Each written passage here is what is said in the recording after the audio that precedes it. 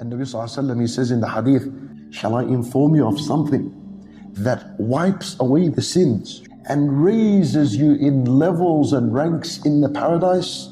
He said, perfecting the wudu during times of difficulty. What is meant by this hadith, when it's really cold, wudu is not done properly. Or when someone is in pain, maybe his wudu is not done properly. Uqba ibn Amir radiyallahu anhu, he came to his companions one day and he says to them, I want to tell you a hadith that I heard from Rasulullah sallallahu alayhi wasallam. I heard the Nabi sallallahu alayhi wasallam say, anyone who intentionally or deliberately lies against me, let him prepare a position for himself in the hellfire. That's how serious the hadith is. He began the hadith and he said, a person from among my nation, he wakes up at night, he finds it difficult, he struggles, he puts so much effort to get up and make wudu. وَعَلَيْهِ عُقَدْ, and upon him are knots. He's knotted down, he's tied down. When he washes his hands, a knot is untied. When he washes his face, another knot is untied. When he wipes his head, another knot is untied. When he washes his foot, another knot has been untied.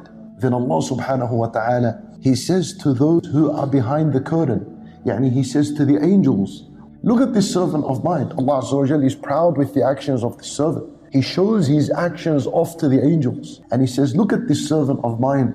يُعَالِجُ نَفْسَهُ إِلَى الطَّهُورِ. يُعَالِج comes from al-mu'alaja, treatment. If you have a wound and someone is treating it for you with no anesthetic, how difficult that is. This guy that's making wudu, that's the kind of pain he's feeling in his wudu when he gets up from his bed. Look what Allah says. Anything that this servant of mine asks, anything he asks, I am going to grant him his request. And He does it twice. Twice, and ulama, they said, Allahu alam, that the first time is anything he asks of worldly affairs, I'll give him.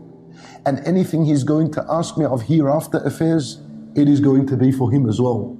This is the reward. He hasn't even prayed yet.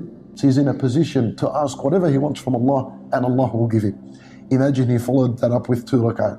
And Nabi sallallahu alayhi wasallam, he says, a companion came and he said, Ya Rasulullah, how are you going to realize your ummah on the Day of Judgment?